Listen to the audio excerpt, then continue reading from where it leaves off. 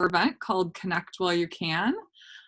We are going to be featuring a panel of our wonderful seniors tonight from the class of 2020 to share some of their advice and experiences and insight with you all today. We're definitely going to try to keep this very informal. So I think, as Christina was saying, please enter your name in the chat as you come in, just so we can track attendance. We will also be recording the session so that you can view and go back to it at a later time, share it with your peers and friends, things like that. And it will be available on the Green Center's website fairly soon. So in last year, just to give you some context, we used this as like a networking event where we had the current seniors share some of their advice and experiences, and then we had the underclassmen network with them. So we realized this year things are a little bit different and it's a challenging time for many of you, but we decided to move forward because we really wanted to give our amazing seniors, class of 2020, the chance just again to share their wisdom, their advice, their experiences with students, whether they're on the call today or might be viewing this later. And also give you the opportunity to learn from them and potentially make some great new connections today. So the format of the event, just to kind of give you a rundown, is it's only going to be about 45 minutes total. And we're going to kick it off by asking our seniors who are on the call, who will introduce themselves in just a minute or two, to share their advice with you all about things like internship search, job search, graduate school, just anything that they may have had experience with. In addition to that, I think, you know, obviously we want to be aware of the current situation and what you all might be facing going on, you know, this summer, and some of the experiences that maybe you intended to have won't look exactly the same. So after the panel, we are also going to share some resources and advice related to ways to explore virtually. We may or may not try breakout rooms at some point during the call, depending on how many people join us today. If we have a smaller group, we'll probably just keep it in here and continue the conversation. So at this point, you can obviously leave yourself on mute, but feel free to enter questions that you have for our senior panelists or for any of us who work at the Green Center into the chat. So before we get started, I probably should have introduced myself. That would have been helpful. My name is Katie Fruza. I'm one of the career advisors at the Green Center. I also teach 2 classes called Communicating Your Professional Identity and CAS 104, Designing Your Life and Career. I'll turn it over to Christina next. Hey everyone, I'm Christina Perro and I work in the Green Center alongside Katie and my other colleague Michelle, and I work with employers and alumni, and I'm super excited to see you all. And I'm Michelle Marks Hook. I'm the Alumni Volunteer Program Director in the Green Center, working alongside Katie and Christina. Great, thank you. So before we get started, I just want to say a huge thank you. So we have 6 seniors on the call today, I believe, representing a diverse background of majors, experiences, everything that they've done. And they were selected to kind of loosely represent each of our career communities. So you will see as they speak today, I think very diverse experiences and insight that they're able to share. So at this time, I will have each one of them introduce themselves. So I think I will say everyone's name just to keep it easier. And then we're going to open it up to some other questions. So let's start with Victoria. Hi guys, I'm Victoria, so I'm a senior and I'm double majoring in film and media studies and digital media studies, so a lot of the kind of creative aspect of things.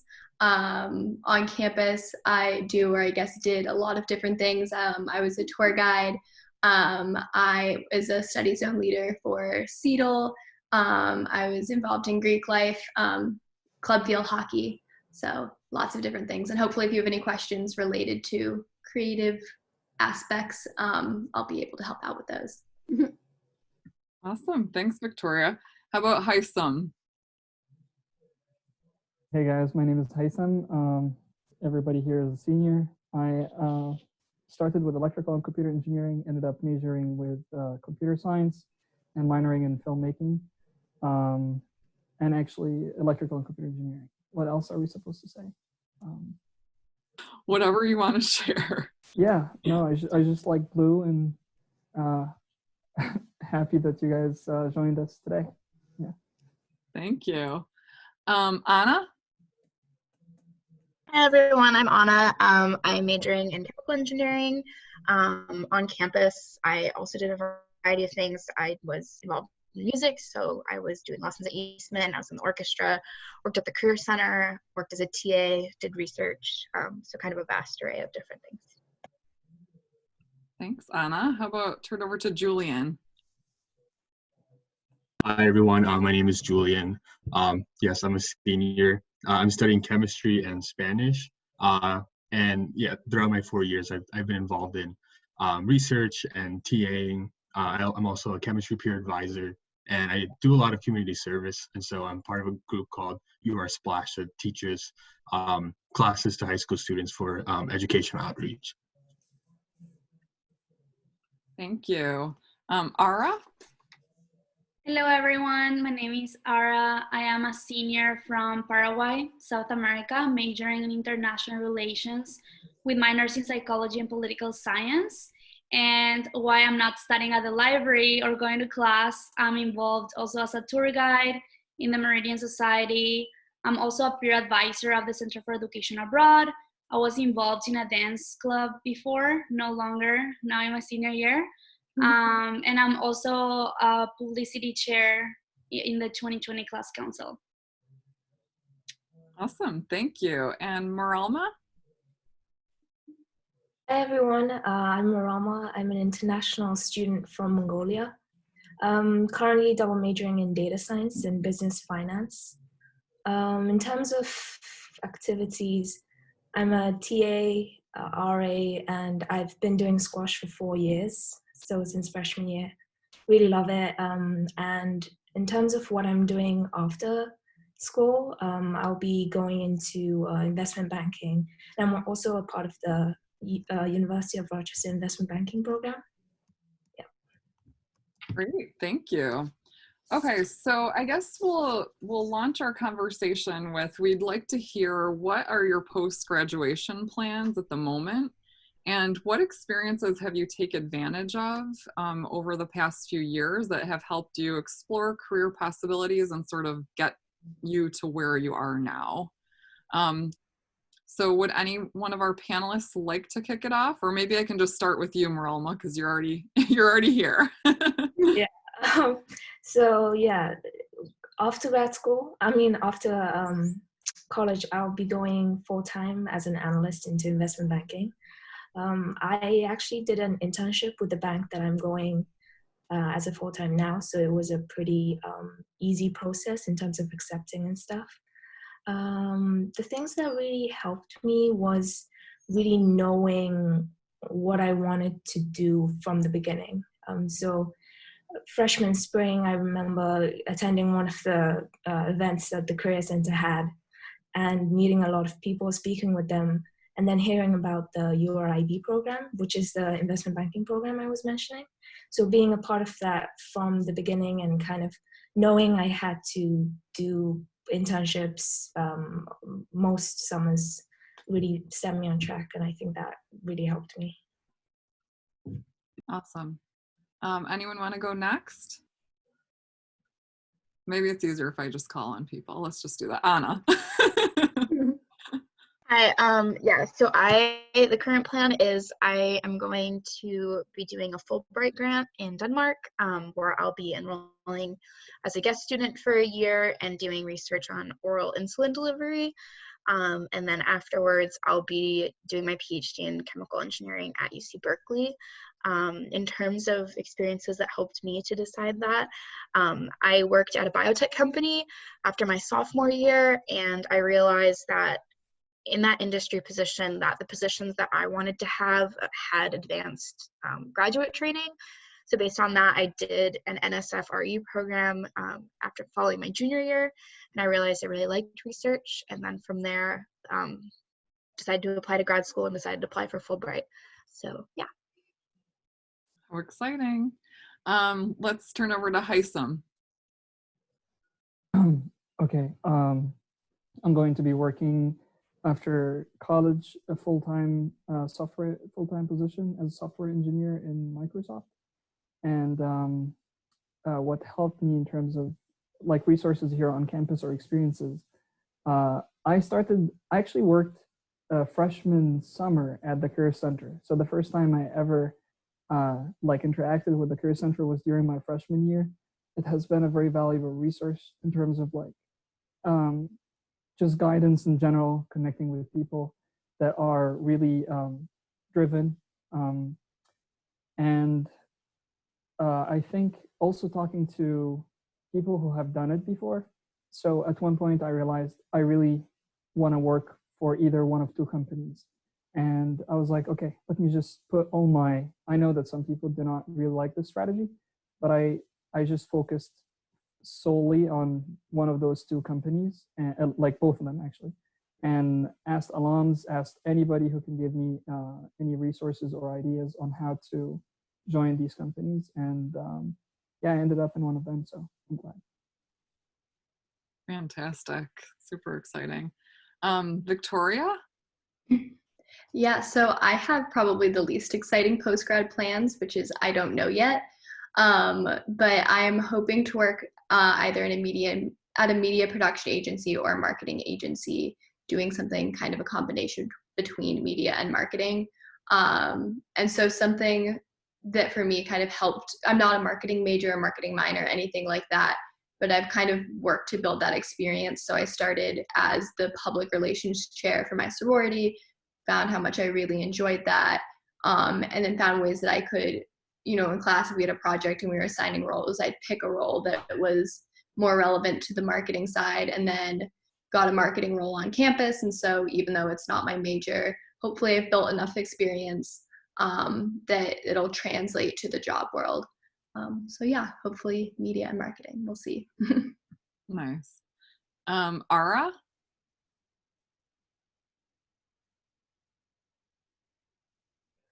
You have to unmute your mic. There we go. So I'm going to be moving to Atlanta after graduation to work as a research assistant for outreach to the Hispanic community for a professor at Emory University. And differently from other people, I actually didn't know since the very beginning what I wanted to do. I was kind of all over the place. I liked too many things. I like to do research, but I also like to connect with people. So having that exposure to research at a tier 1 research institution like UR really helped me to build my research skills. But on the other hand, attending workshops by the Medallion program in partnership with the Career Center really helped me to know myself and also to identify my skills and also my weaknesses. And from that on, I started to be less afraid about networking and talking to people. And actually my sophomore year, when I had a mission trip, and I went to the Middle East, I met someone who became my mentor, and she's actually working right now for this professor who I'm going to be working for. So she was the one who actually mentioned me about this job opportunity. So the Career Center, through all these workshops that we had, really helped me to not only overcome my fears, but also identify opportunities in simple conversations I could have with people. Great. And Julian? Yeah, so I think like entering the U of R, I was always interested in medicine and the sciences, but I wasn't really sure like what to do with that. So definitely my coursework and my extracurricular activities really shaped the path I want to do. So I'm hoping to go into a combined MD PhD program to do research in chemistry and also pursue a medical degree. I am currently in the process of getting ready to apply. The application cycle opens next month, so a lot of applying is coming up soon. But with some resources that really helped me make that decision are definitely one, like my classes, two, getting involved in research. I knew that I want that as a big part of my career. Like I don't just want to see patients, but I also want to inform my my career in medicine with like a heavy background in research. I also pursued summer internships at a few different universities to get experience at different labs and really hone in on my research interest. And of course, working at the Career Center has really helped me talk about my career goals and be open-minded and find a lot of ways to strengthen my application and explore careers. Yeah, so I don't really have anything like immediately after. I'm just gonna be applying.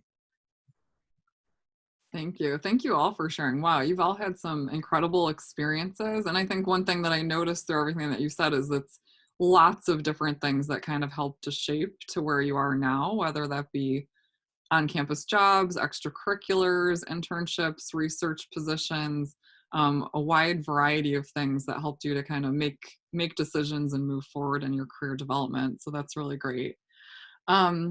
So you mentioned a lot of resources that you took advantage of, either on campus, off campus, but I'm wondering if any of you, and it doesn't have to be everyone, can talk about if there were any specific resources or people that you really found to be like most beneficial to you that you would encourage students either to take advantage of, over the next few years if they are just getting started, or, just what kind of helped you the most, I guess, in terms of resources or people? Anyone who'd like to jump in on that? I could start. Great. Yeah. I will definitely recommend having an advisor. In my case, Katie Hernandez from the Career Center really helped me. And it sounds very simple to understand, I'm going to have an advisor who's going to help me. But when you actually build a meaningful relationship with someone who's offering you their mentorship, it really helps you along the way from starting to look for jobs or networking, or even when things don't go as you plan. It's really nice to have someone who you can reach out to and someone who's gonna get to know you during your years in college. I didn't have one set advisor until last year, and I cannot imagine all the benefits I would have had if I started even earlier. And Katie was super helpful in not only helping me how to communicate with people through LinkedIn or phone calls, but in general, it was just nice to have someone who will help me to grow in confidence to call an employer or to call an alumni. I would have never done that if I didn't have, an advisor who actually put the time and effort to get to know me. And she did that not only with me, but with so many other students on campus. I love that. Thank you for sharing that. And one thing that we'll talk about at the end a little bit more, our advisors, including Kelly, like you mentioned, are available now and over the summer via Zoom and phone appointments. So I really love that you mentioned that, because I really hope that students that listen to this will take advantage of some of those things. Great. Anyone else want to chime in about any resources and or people that were most beneficial to you? I can jump in, yeah. So mine is alumni, but specifically people who are at U of R at the same time that you are. I feel like we hear alumni and we think people who are 10 or 20 years out, but even people who are a year or two above you, like your TA a couple of years ago. I find that can be very valuable. Just to give you a few examples. So the internship I had in industry, I actually just reached out to somebody who had just graduated from my department and who was working there, and she helped to refer me. In terms of applying for grad school, it was really helpful to reach out to people who had graduated a year earlier and were in grad school and had just gone through the process and could give me advice, as well as when I was deciding where to go, there were actually a person who was my TA 2 years ago was doing grad school at the school that I ended up picking. So I ended up reaching out to her and having a phone call with her and talking to her about her experience. So just realizing that yes, you can use LinkedIn, but you can also message people on Facebook and be like, hey, I was your student a couple years ago. I was wondering if you could give me advice on this. I feel especially for younger alumni who you've interacted with, it's not just this very formal LinkedIn networking thing. There's various ways to kind of go about it. Love that. Thank you, Anna. So I'd like to ask a question for everyone on the call, all our panelists right now. I would love for everyone to share on this one. So if you could give one piece of advice, what would you say to students who are exploring careers or academic options? What do you wish you would have known? Katie, just one thing. I think, Marama, did you have something that you wanted to share first before we move on? Oh, sorry. That's okay. Bad at monitoring this. That's fine. Yeah, and you can answer both questions, Rama. Victoria sort of had something to say. I think in terms of banking and finance specifically, there are a few resources that really helped me. One of them was the sophomore finance trip that the Career Center organizes. That's massive help because it really gets you in front of alumni and to actually visit those banks and offices and the actual environment that you'll be going into. So I can't recommend those kind of in-person experiences enough. Second of all, I think the resume books are super helpful as well, just in terms of getting your resume out to alumni, because I think most of them are alumni backed, so they're able to look through students who are really interested in going into banking and finance. And I think there are resume books for other fields as well, like technology and stuff like that. So that was majorly helpful. And then the last thing is just being a part of a program that is focused around your field. So like I was mentioning, the University of Rochester investment banking program that I'm a part of, it's a group of really like focused people who are really striving towards making a step into that field. So I think even surrounding yourself among those people who are driven by the same things as you is really important. Thanks, Maralma. I think one thing I'm definitely hearing as a theme is just connecting with other people, you know, in some way, shape, or form, having those conversations. And those are things, obviously, that we'll talk about that you can continue to do virtually as well. Maybe not in exactly the same capacity, but you can continue. Who else would like to share what is one piece of advice, or what do you wish you would have known when you were a younger student, younger version of yourself? Tyson? Sure. Did anybody else want to speak first, actually? Just making sure. You're so polite. Like I didn't interrupt anybody. Well, one thing I would say is really, so you know how people say like put yourself out there, you know, it sounds so vague. You can't like sort of like, how can I put myself out there? Where is there? And like, how can I do it? But this is sort of like, I was reading this book recently actually, and it's sort of coined it in a good way, I would say.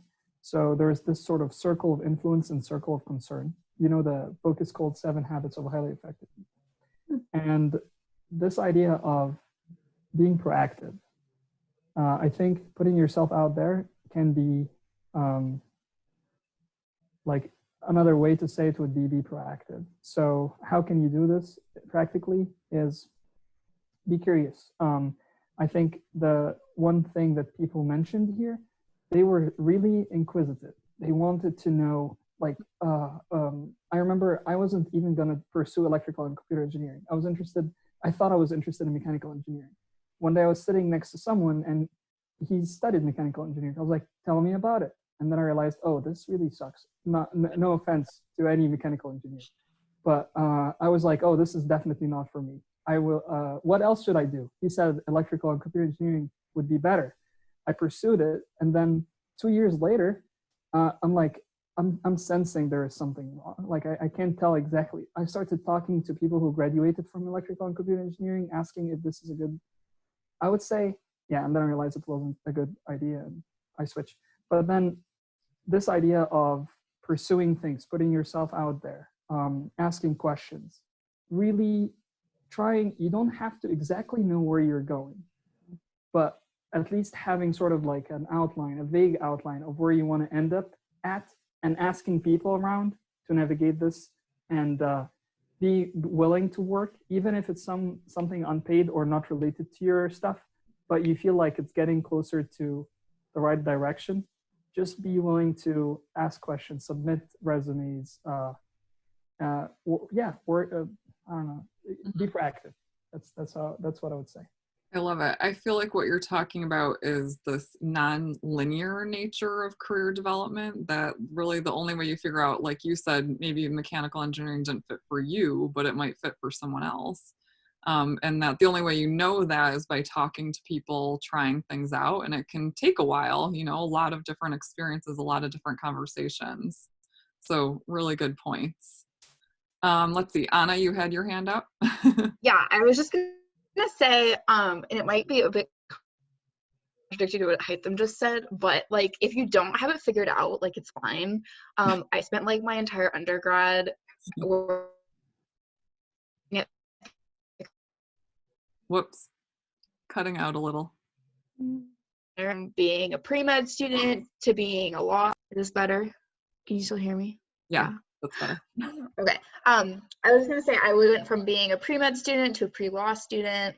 I was all over the place, and I didn't decide to go to grad school and get my PhD until September of my senior year. So like, it might seem like everyone like has their, pardon my French, crap together, but really nobody knows what they're doing. So as long as you're just striving to get different experiences, like it will eventually all fall into place. It might not be in the fall of your senior year, it might be like in the spring of your senior year or a year after graduation, but like if you don't have it figured out right away, it's fine, because I spent most of my undergrad crying to Katie about how I didn't have it figured out, and now I like have a plan, hopefully, COVID-19 thing, but like it will work out, and I think people need to like stop pretending they have it all together, because no one really does. I agree, by the way. I really agree. Actually. Yeah, I think that's great advice. I think that is what gets us stuck, is by trying to compare ourselves to other people and thinking that everyone has it figured out when that's clearly not the case most of the time. Great advice. Maralma, you had your hand up? No? Sorry about that. Yeah, I just had a super short thing. I think it's pretty obvious, but just starting out early is, I think, really important, because you don't want to miss out on opportunities just because you missed out on a deadline. So just being super aware of that is really important.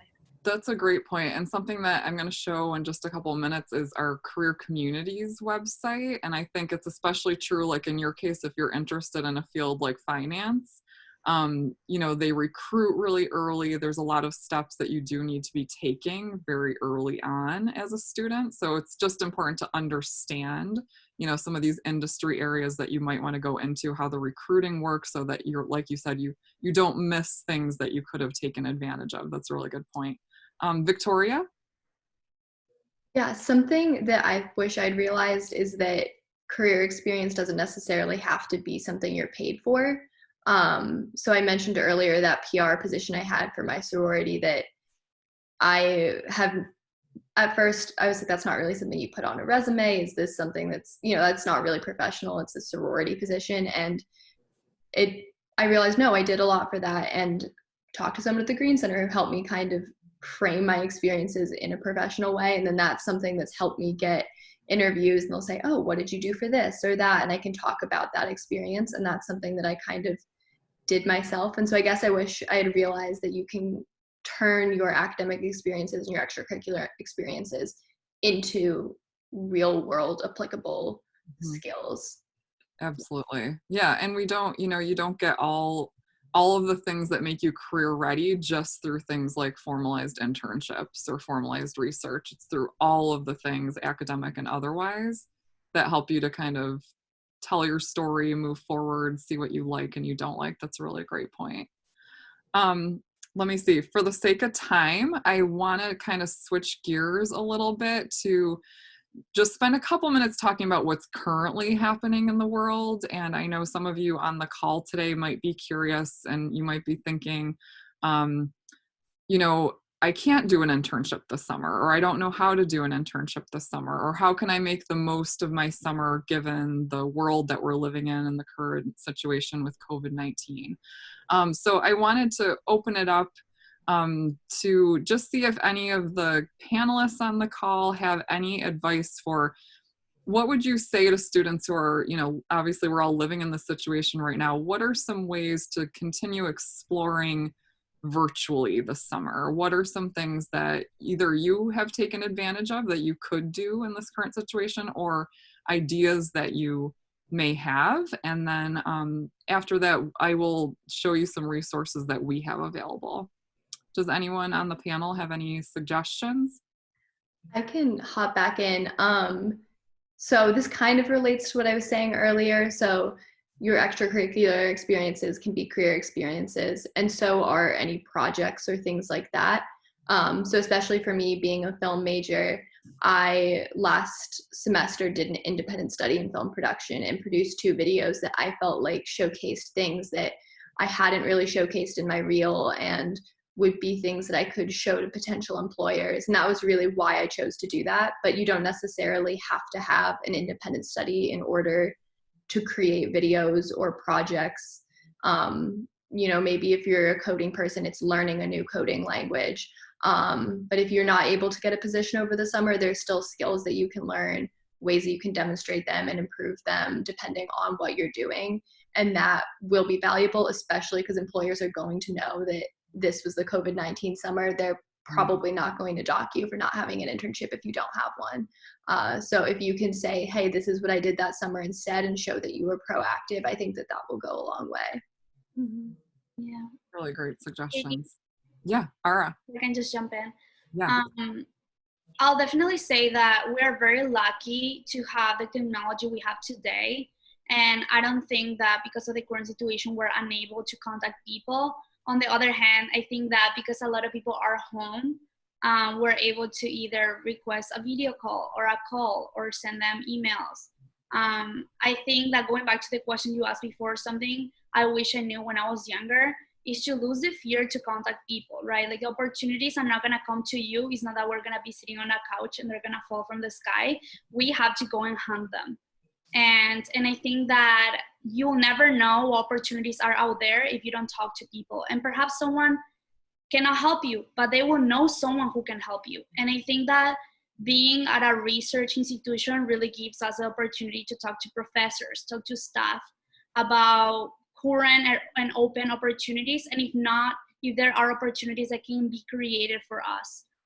So definitely, I think even though there are opportunities that are limited, we still have others. For example, I know that there's still, there are some summer funding if you get to work remotely, and other resources available for us. So definitely don't be discouraged. On the other hand, take this as an opportunity to take advantage and learn new technologic tools that you can use. Absolutely. Really great tips. I just have one more thing to add. I think both Victoria and Ara kind of touched on the fact that it's gonna be very hard to get an internship this summer. If you're a senior and you're looking for a job, that's also gonna be hard. So I just want everyone to know, you need to be able to grant yourself grace during this period. There's a lot of anxiety about if you're a junior, I'm not gonna be able to get a job next year because I didn't have a junior summer internship, or if I'm a senior, I will be unemployed until the summer.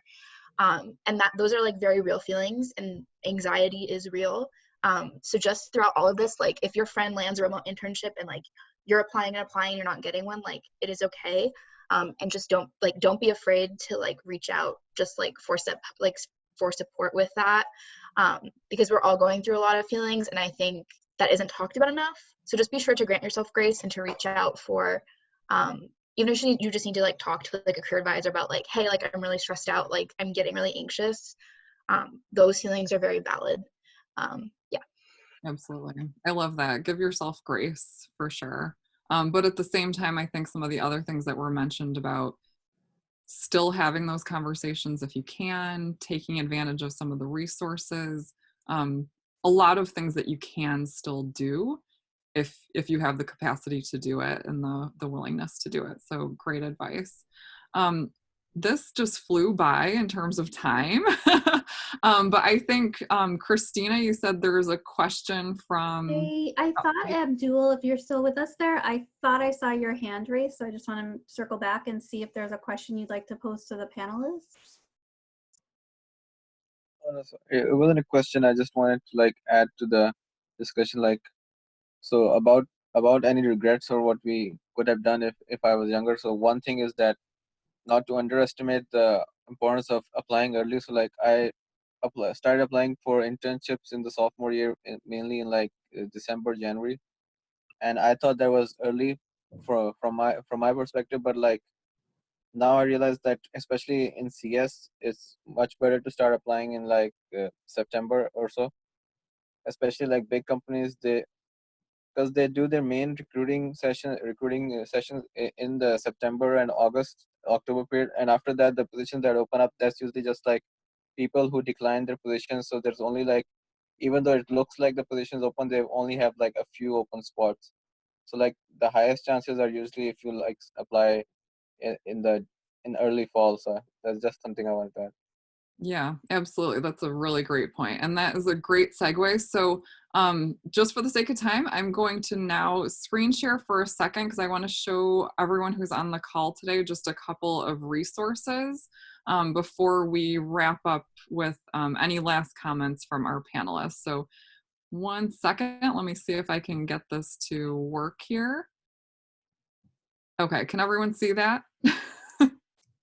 Yes, okay. Yes, we can. Okay, so I think someone mentioned this earlier, but on the Green Center website, which is rochester.edu/career center, we have a lot of resources related to COVID-19, virtual resources and strategies related to internships and things that you can do. So I just wanted to make mention of that.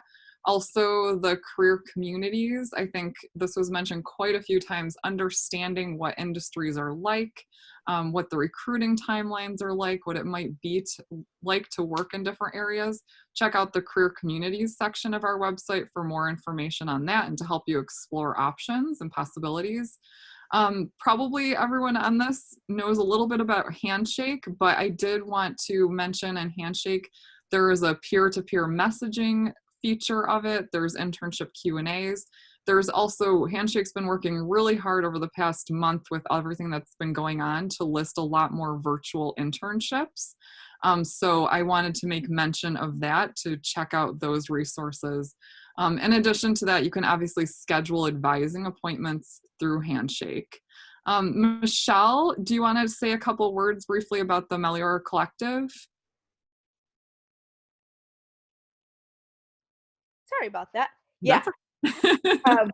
I'll quickly just mention the Melia Collective goes beyond kind of what LinkedIn offers. It's basically an exclusive University of Rochester community of alumni and friends who want to make meaningful connections for personal and professional exploration and growth.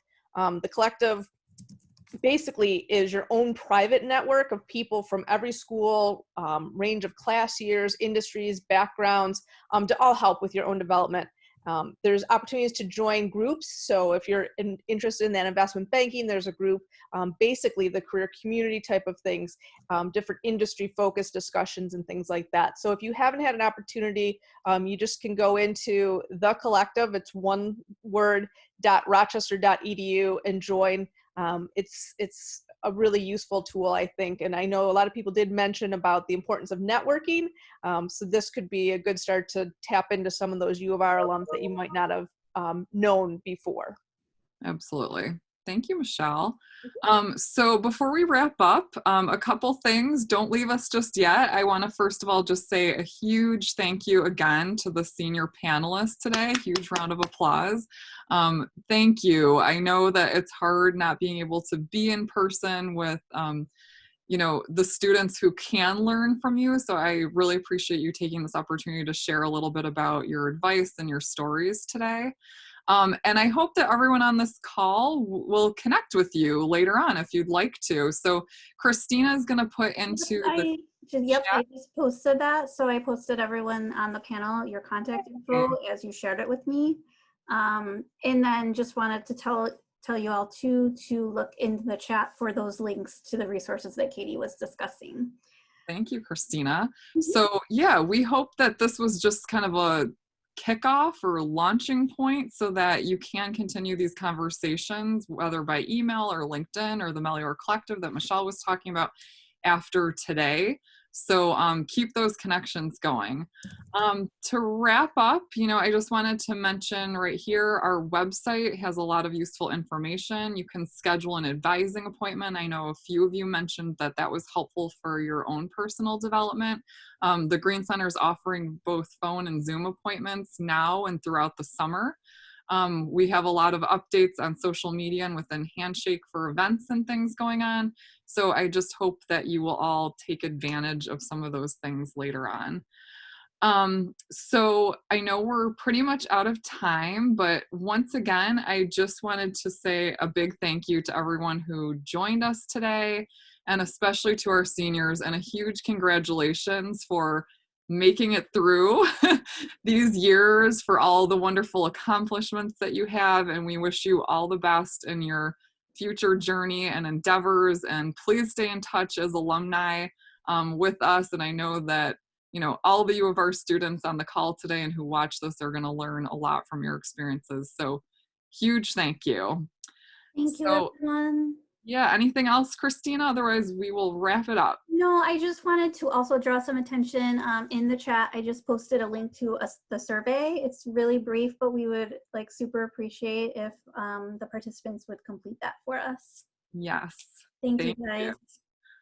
All right. And if that's it, thank you once again, and hope to be in touch. Good luck, everyone. Thank you. Thank you for having us. Stay safe, everyone. You too. Bye. Take care.